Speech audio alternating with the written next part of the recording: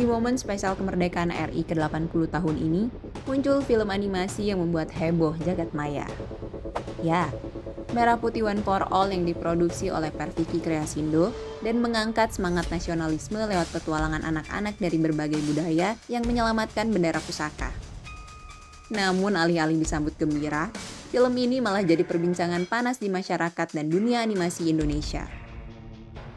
Beragam reaksi dan komentar pun bermunculan, termasuk dari sutradara senior Hanung Bramantyo yang juga pernah turut menggarap film animasi. Mungkin saya memberikan sudut pandang Hmm. kritikan ini teman-teman teman-teman animator gitu kan.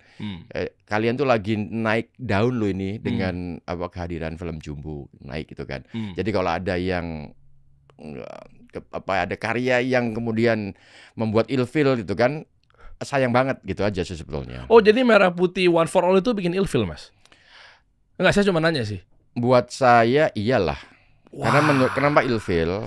Ilfilnya itu karena gini loh. Ilfilnya karena ini sebetulnya film ini belum jadi. Saya tahu banget ini belum jadi gitu loh. Artinya karya yang ditampilkan itu adalah menurut saya adalah karya previs.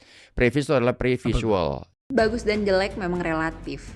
Tapi kita harus ingat bahwa kadar estetika seni juga bersifat kolektif berdasarkan konsensus masyarakat. Sialnya, masyarakat ramai-ramai menilai film ini tidak layak untuk tampil di sinema film Indonesia. Bahkan muncul tuduhan serius film ini menggunakan aset karakter 3D tanpa izin dari kreator asing.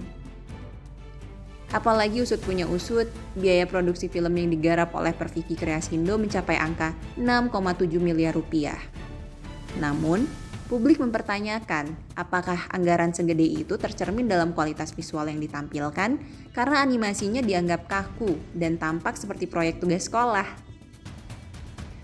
Nah, ngomong-ngomong soal budget produksi, pernah nggak ngebayangin berapa sih biaya yang dihabiskan untuk membuat film animasi kelas dunia? Jangan kaget, ternyata ada loh film animasi yang biayanya setara dengan membangun gedung pencakar langit. Berikut ini adalah 5 film animasi dengan budget terbesar di dunia, sekaligus melihat betapa rumit proses di baliknya.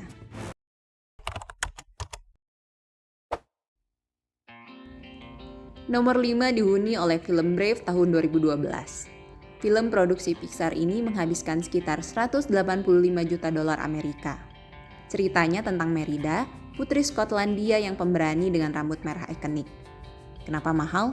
Salah satunya karena kerumitan rambut Merida. Animator Pixar harus membuat software khusus hanya untuk mengatur ribuan helai rambutnya agar terlihat alami saat bergerak. Butuh waktu bertahun-tahun untuk menyelesaikan detail sekecil itu. Nomor 4 ada film Toy Story ketiga tahun 2010. Sequel fenomenal dari Pixar ini menelan biaya 200 juta dolar. Waktunya hampir selama 4 tahun. Kerumitannya ada di jumlah karakter dan detail mainan. Bayangkan, setiap mainan punya tekstur berbeda. Plastik, kain, kayu, semuanya harus terasa nyata. Ditambah lagi, film ini punya banyak adegan dengan cahaya kompleks, seperti di tempat sampah raksasa. Renderingnya saja bisa makan waktu berhari-hari untuk satu adegan singkat.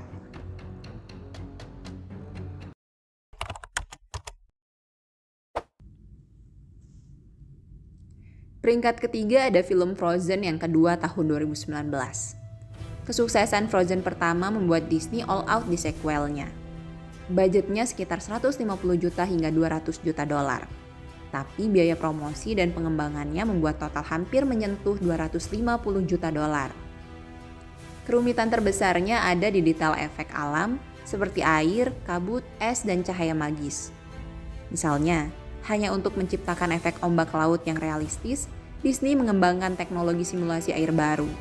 Butuh ratusan animator dan ilmuwan komputer untuk mewujudkannya. Peringkat kedua ada film Tangled tahun 2010.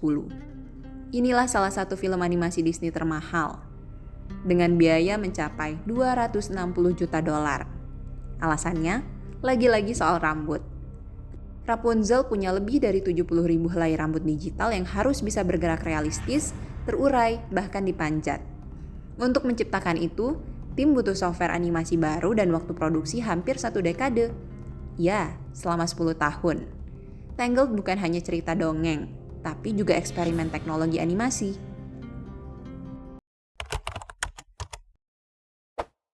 Nah, di peringkat pertama ada film The Lion King tahun 2019 versi live action animasi.